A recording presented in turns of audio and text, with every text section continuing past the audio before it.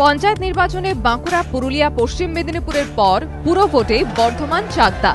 একদা সিপিএম এর দুর্ভেদ্য ঘাঁটিগুলিতে এখন বাম রাজত্বের স্মৃতিটুকু খুঁজে পাওয়া দায় হয়ে উঠছে। আর একদা মুক্ত ভূমিতে কার্যত ইতিহাসের পাতায় ঠাঁই নেওয়া সিপিএম এর এই বেহাল দশার জন্য রাজনৈতিক মহলে অনেকেই দায়ী করছে সিপিএম এর একাধিপত্যের রাজনীতিকে।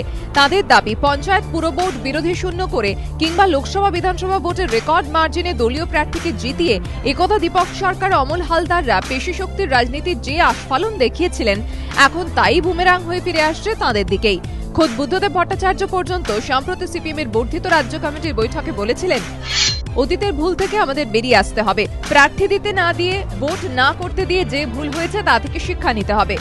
তাই বর্তমান কিংবা চাকদায় 5 বছর আগে রাজসিংহাসনে বসার পর 5 বছরের মধ্যে সর্বশান্ত হয়ে যাওয়ার ঘটনায় সিপিএম এর অনেকেরও মনে পড়ে যাচ্ছে হুগলিতে অনিল বসু, কেশপুরে নন্দরানী দল কিংবা বর্ধমানে নিখিলানন্দ স্বরের অভাবনীয় মার্জিনে জেতার কথা। বর্ধমান ও চাকদায় পুরো ভোটে বহু ওয়ার্ডে তৃণমূল প্রায় 80% ভোট পেয়েছে। এর থেকে বোঝা যাচ্ছে সন্ত্রাস কোন পর্যায়ে হয়েছে, এমনটা দাবি করছে সিপিএম নেতৃত্বের একাংশ। তাহলে দেখে নেওয়া যাক বাম আমলের কয়েকটি পরিসংখ্যান। 2004-এর লোকসভা নির্বাচন, বর্ধমান আসনে সিপিএম এর প্রার্থী নিখিলানন্দ স্বর, তিনি পান 6,73,091টি ভোট। তার নিকটতম প্রতিদ্বন্দ্বী পান 2,01,740টি ভোট, অর্থাৎ 4,71,351 ভোটে জেতেন সিপিএম প্রার্থী। 2004-এর লোকসভা নির্বাচনে আরামবাগ কেন্দ্রে সিপিএম প্রার্থী অনিল বসু পান 7,44,464টি ভোট। তার নিকটতম প্রার্থী পান 1,51,962টি ভোট, অর্থাৎ সিপিএম প্রার্থী জেতেন রেকর্ড 5,92,502 ভোটে। আর কেশপুরে বিধানসভা নির্বাচনে নন্দরানী দলের লক্ষাধিক ভোটে জয় তো বহুদিনই রেকর্ড বুকে উঠে গিয়েছে।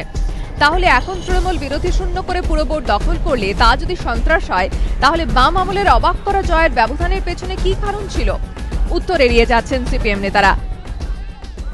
অতীতে যখন কেশপুর, গড়বতা, পিংলা থেকে আরম্ভ করে এদিকে হচ্ছে আরামবাগ, পটসুরা, এইসব জায়গায় যখন দেখা যেত যে এইরকমভাবেই বুথে দেখা যেত 900 ভোট পেয়েছে সিপিএম বা বামেরা, 9টা ভোট পেয়েছে তৃণমূল বা কংগ্রেস, সেটাতেও কি আপনার একই মত যে তখনও যে সন্ত্রাস হয়েছিল তার ফলেই ওই বুথে ওই রকম রেজাল্টই হতো?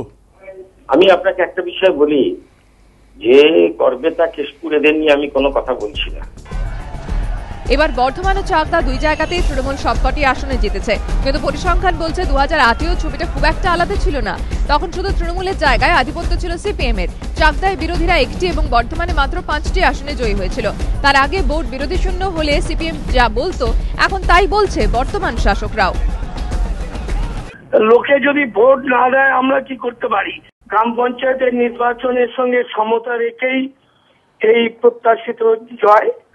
অনেক জায়গায় তো শূন্য হয়ে যাচ্ছে, অনেক জায়গায় কংগ্রেস বলুন, অনেক জায়গায় সিপিএম বলুন, প্রায় রাজ্য জুড়েই এরা এদের সাইনবোর্ডে পরিণত হয়ে যাচ্ছে।